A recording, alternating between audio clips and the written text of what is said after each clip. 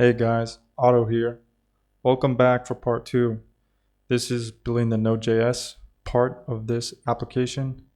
Now, what we need to do here, we need to do some stuff with Git because we're going to create the project in the same repo on GitHub. So what I'm going to do is teach you some Git branch, and we're going to name this branch part 2, and then we're going to hit enter. And what that did was create a branch. Now, if we type git branch, we're going to see all our branches. We have the master, part 1, part 2. Currently, we're in part 1. We need to switch branches. To do that, we type check out, and the name of the branch we created was part 2. And now it says switched over. So that's how you do that. Okay, now we're ready to build our server with Node.js. So let's make a directory to put all the server information inside. So make dir, and directory name we'll call server. Hit enter. Okay, now we have our server. Next, we need to cd into server. Now we're inside that directory. Now we want to np init. So you need to have Node.js installed. I think everyone here should have that already, since this is more of an advanced course. So npm and then init.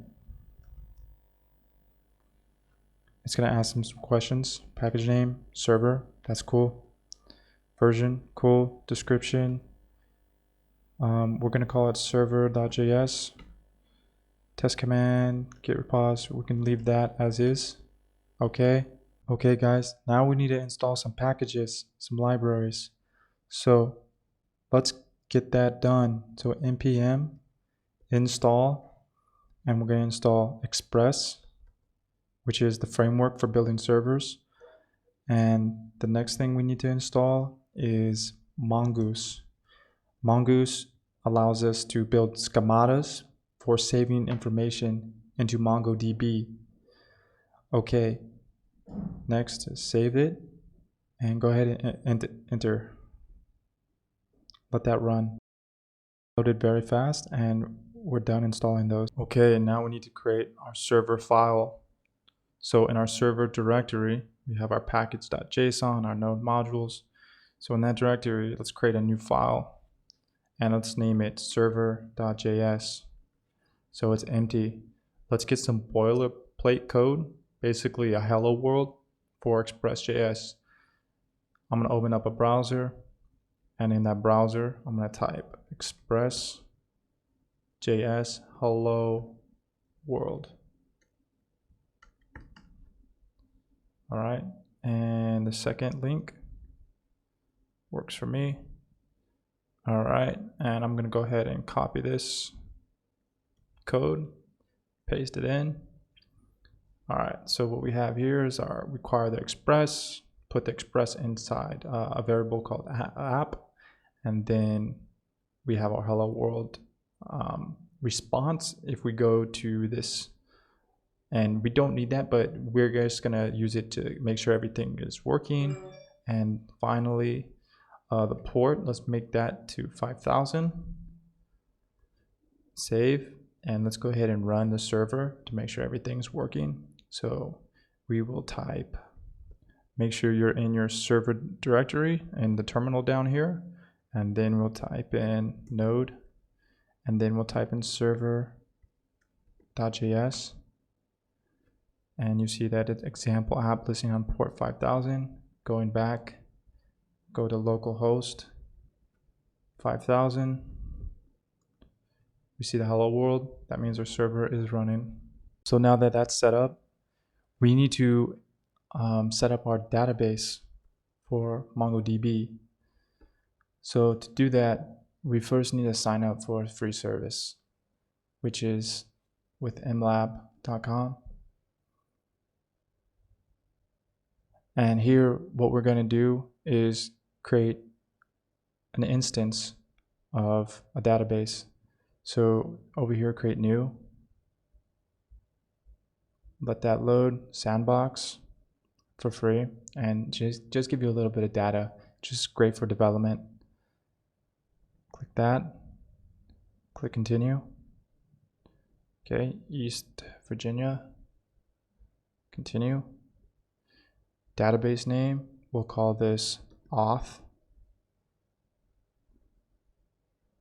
Submit order.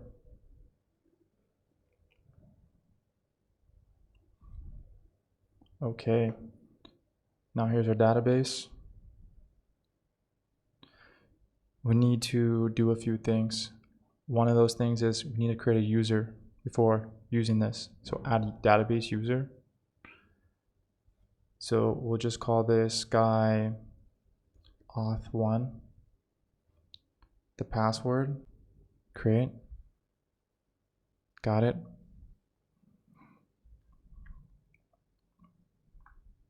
Okay, now that we have our user, now we can fill out this information here with this link. We're going to paste it in here. Okay, now we can set up Mongoose to connect. Okay guys, let's connect to the database. First we need to import Mongoose. So Mongoose equals require string mongoose. Okay, close that. Now we need to create a function. Call this function connect db. Inside this function, we want to use the await and then mongoose.connect. And then in the connect, we need to add the URL to the database, which is this. Copy that, paste that in. So here at the DB user, I named my DB user auth1 and my password. Okay, that looks good. And we need to make this an asynchronous function. Okay, now that's done. Let's call that function. Okay, for the final thing, we need to make sure we console log to know that we connected. So log, and we'll say db connected. Save. Let's shut down the server and then rerun it. DB connected. So that worked. So you guys notice that there is an error message when we do connect with Mongoose to the MongoDB. And basically to solve that, we just copy this and paste that in. Restart the server and that error goes away. But another error pops up saying there's a new parser and we should use that instead. So let's go ahead and copy that here, paste that in, comma, save, restart. No more errors, and we're using the newest and greatest way of using Mongoose. All right, guys, we're ready to create our signup route. So the route we have now is hello world, and we need to create a signup route API. So what we can do is copy this for now, and the route name will be sign up, and it's going to be a post, but we're going to keep it at sign up for now, just to give you a demonstration how this works. Sign up API route. Okay, and we reset the server. And now if we go to our browser and we type sign up, it'll show us that we're in the correct route. Now let's convert this into a post, because it is a post. We'll be taking information from it. And here we need to add braces. Let's add arrow, braces, the arrow function. All right. And so what we need to do now is we need to take a few variables from the user. Const. We're taking an email and a password. inquire.body. Okay. It will send us that email and password, and then what are we going to do with that next? We want to check the database for email, and if email, say the email is already taken. Those who are new to programming backend, I want to show you how you can test this post. So we need some type of tool, and what I use is an extension for VS Code, and it's called REST client. And this REST client allows you to make posts and GET, and you can test out your backend API. So you just install it, and then I will show you how to use it. We need to create a file. You can create one right here in the root directory. We'll call it test.http. And now we need to create our HTTP method, a post method. Let me see, is there an automatic way to do this? Yes, there is, good. And the URL is http local host 5000, port 5000, right? And the post route name is sign up. And let's get rid of this. We'll content type, is it JSON? Okay.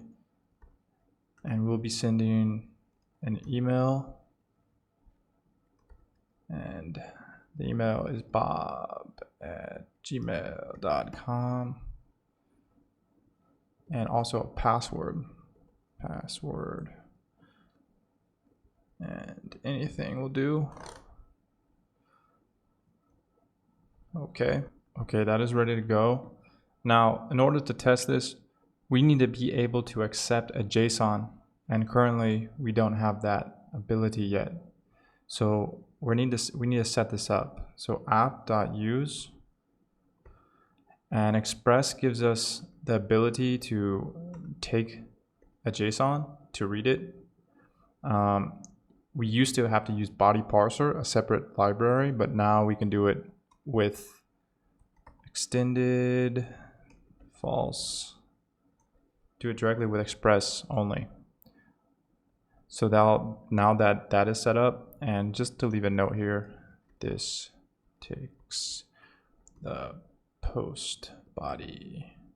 Let's console log the email and password just to test out this post, and let's comment this out. Now let's reset their server to make our changes.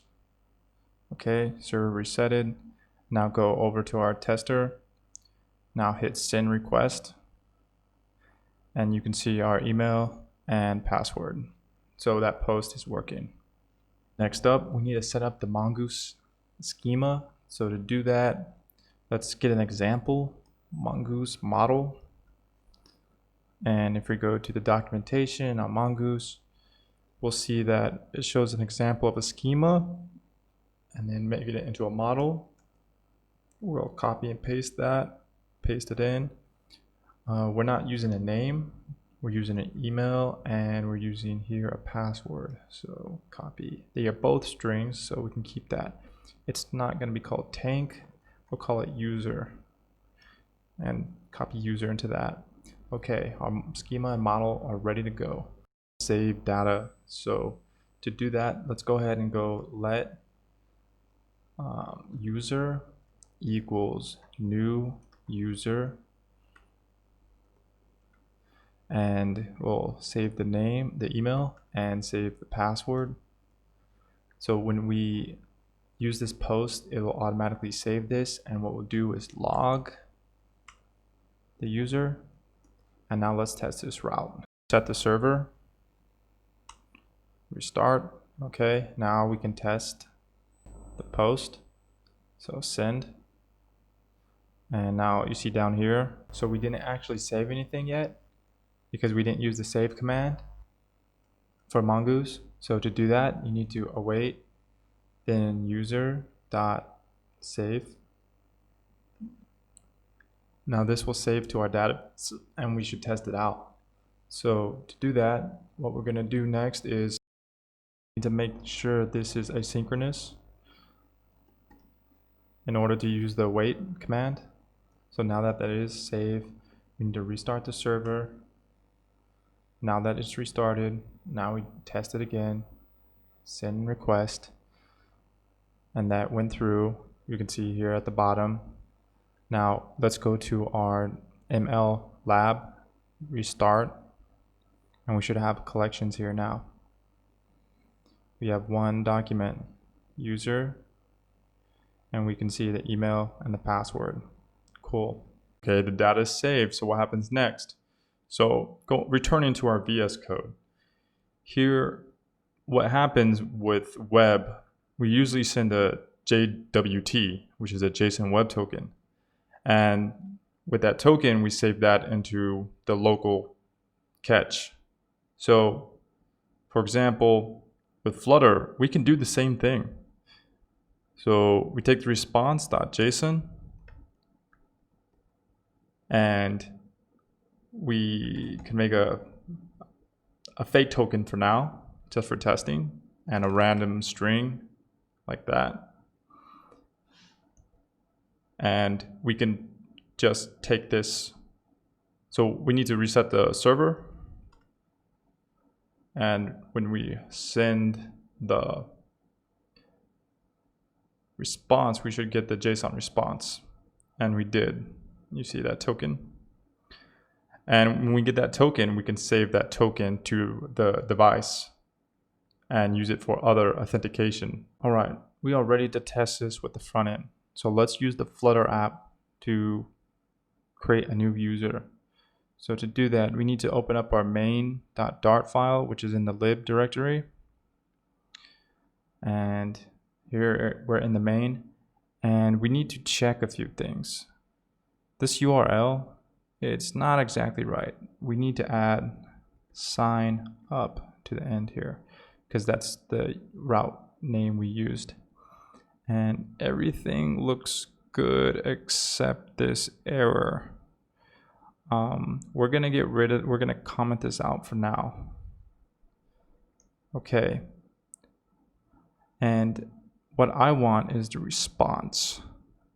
So we're gonna go ahead and print the response.body, and we'll be able to see the response or the token. So next thing we need to do is start the main.dart in our simulator. So here's our front end. We need to start it up.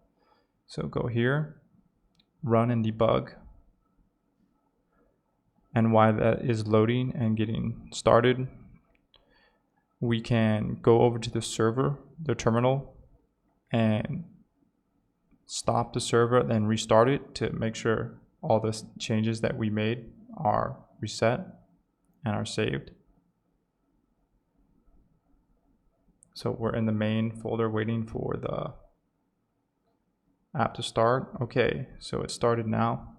So let's go ahead and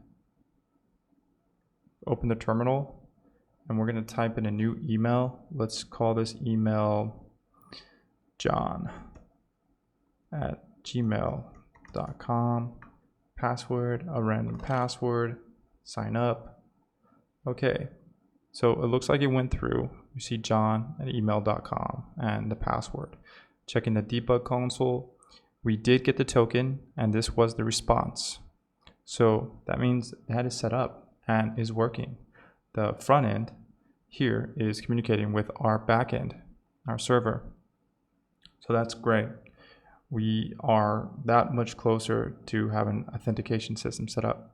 Hey guys, the video is getting pretty long. We're almost at 20 minutes. So I'm going to go ahead and end it here. Thanks for watching, and I'll see you in the next video.